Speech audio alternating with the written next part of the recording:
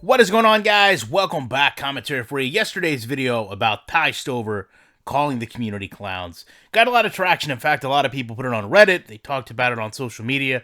So it's a fairly well-viewed video.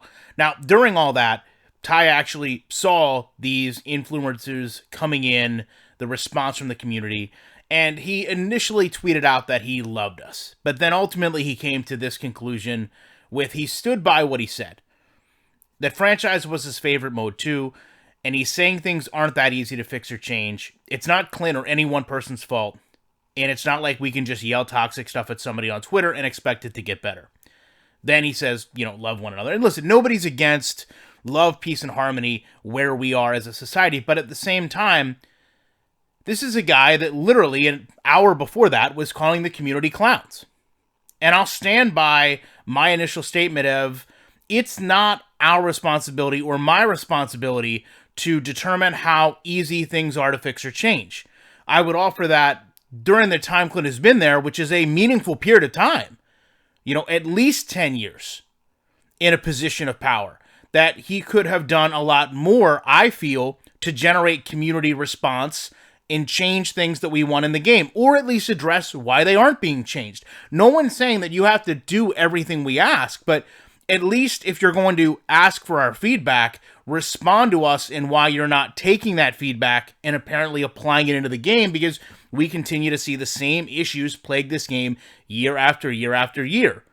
Now, again, we can segment the community out however we'd like. Arcade, simulation, MUT, franchise.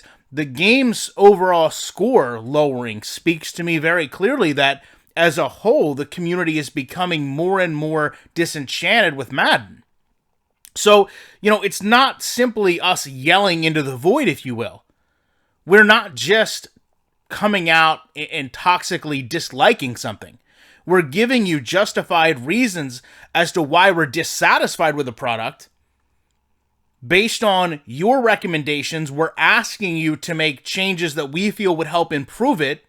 In many cases, free of charge, mind you, apart from the people that represent our community at Community Days, where truthfully EA does, and always has, made a great commitment to get those individuals in the building. And then obviously, yes, at that point, I believe as customers, we do have the right to hold just a little bit of accountability. And while some people may go overboard in that accountability, for the most part, I feel people are just genuinely tired of having the same problems ruin their gaming experience. And I don't think that's unique to just Madden, by the way. I think that's any gaming culture. But it seems like, at least in Madden, a lot of the feedback from developers or employees of EA come back negatively on the community, whether it's banning us, blocking us, or in this case, inciting we're clowns. So with that said, Ty actually followed me on Twitter. Maybe I will reach out to Ty and see if I can get one of those ultra exclusive and rare EA interviews for my channel and see if he's willing to come out and clarify a little bit more of what he said. And looking at his statements beyond this, I think he understands that it at least was perceived by many as not what he intended it to be, but at the same time, it's awful hard to dismiss the way he projected what he thought of the people who purchased that game.